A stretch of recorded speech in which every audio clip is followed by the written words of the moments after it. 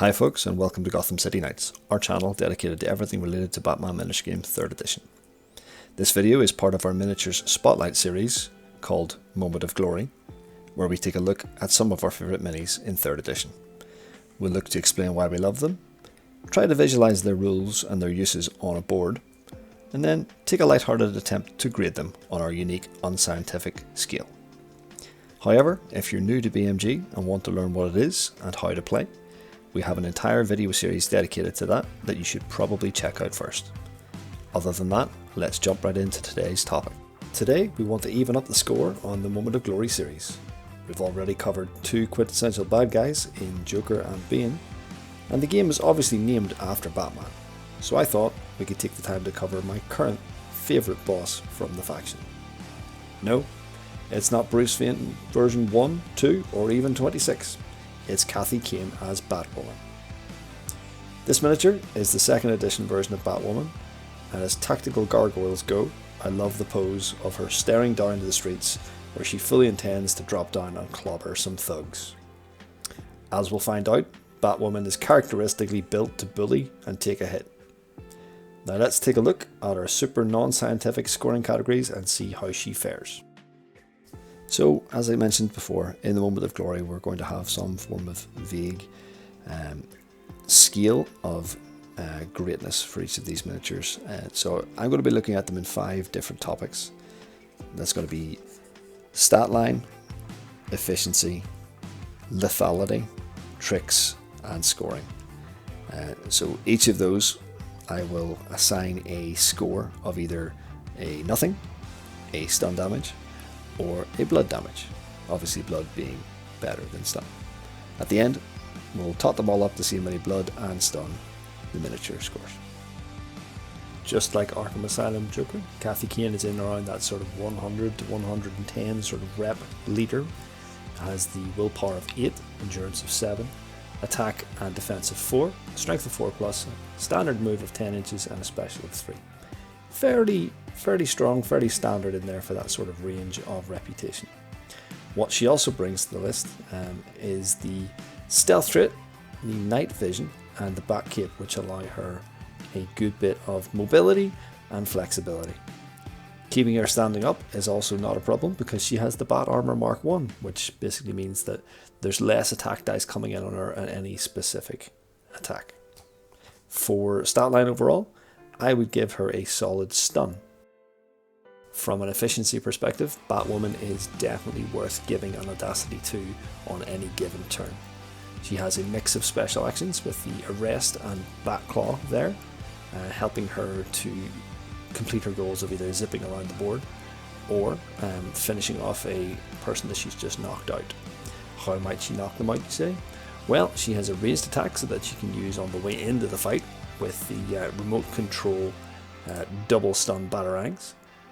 She can also see into the dark with her night vision, so lampposts not included nor required.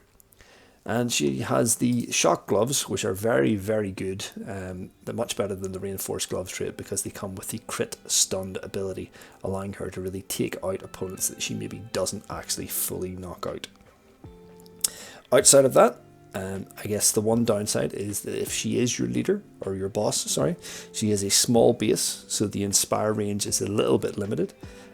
I've never really found an issue with that, definitely in a crew which has other ways to get inspire and obviously radios.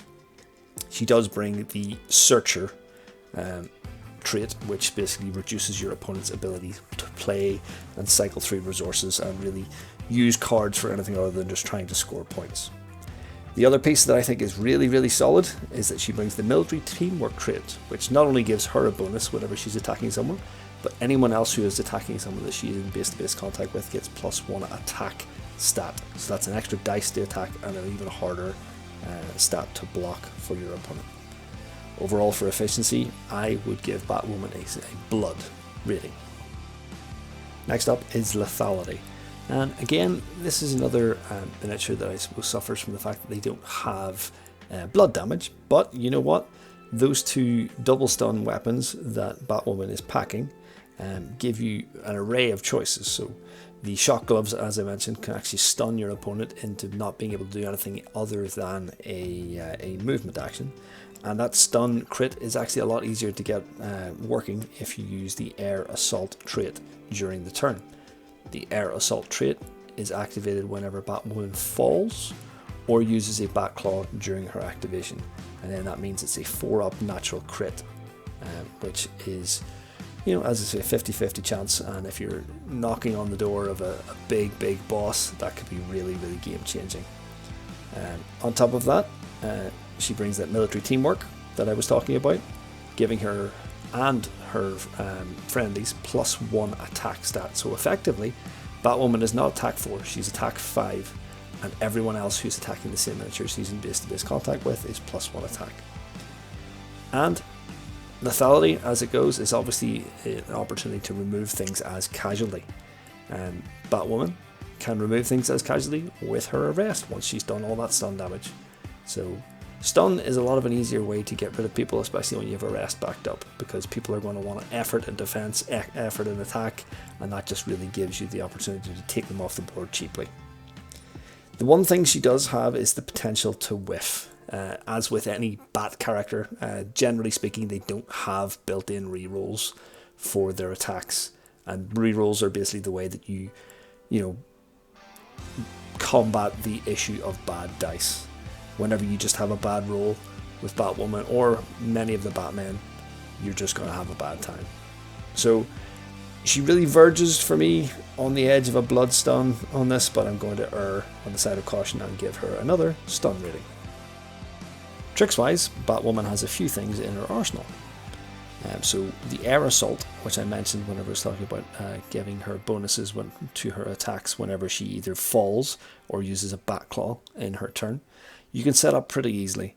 I understand obviously at some turns you won't have that bat claw available, or you want to save your special action for the arrest. So set up a situation where Batwoman can jump onto a small object and then fall off the other side before jumping into combat.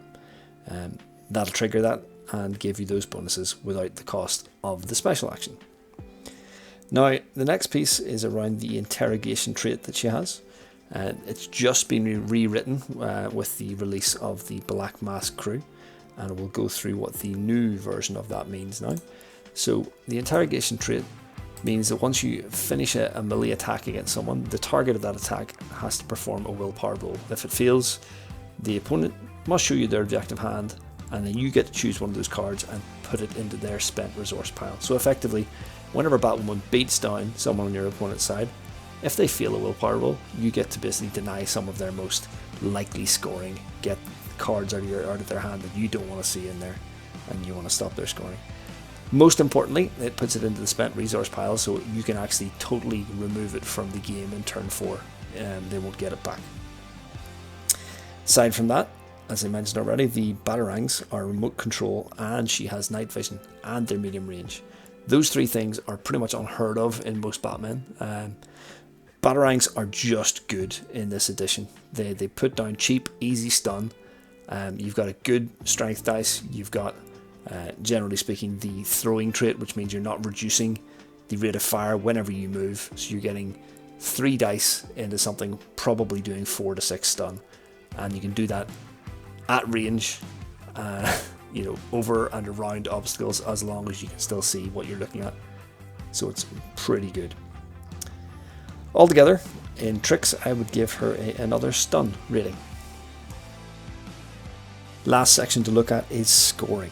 Now, Batwoman is a 2nd edition miniature, and therefore, at the minute, there is no character objective card for her. So immediately, that is a little bit of a knock on her, that she's not bringing an extra card to the table to put into your deck to give you another way to score 3 points. However, what she does lean well into what the Batman crew already has in their high scoring cards. For example, the Get Them Off the Streets card. Usually, that is going to take you at least 2 activations to achieve, because one person has to come in, beat up the opponent, knock them out, and then someone has to move in later on another activation to actually arrest that character. With Batwoman, if you're not using the special on anything else, you can do that in one go and score yourself those 3 points.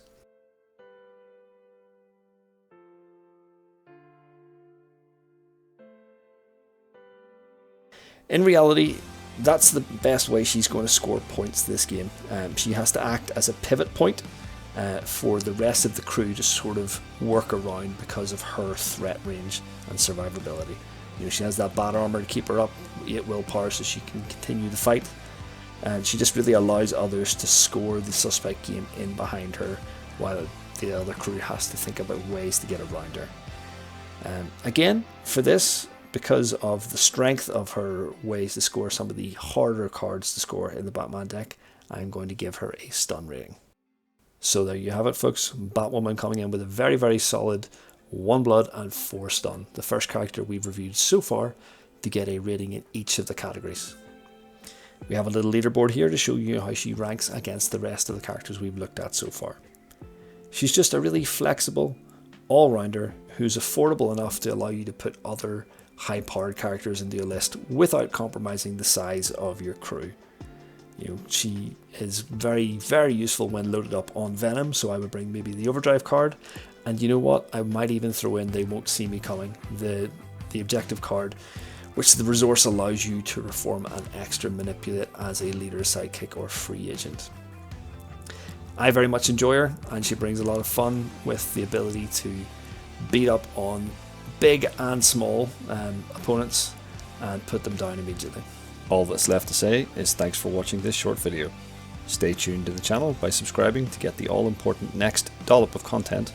Like the video if you enjoyed it, and if you have any questions, please leave us a comment.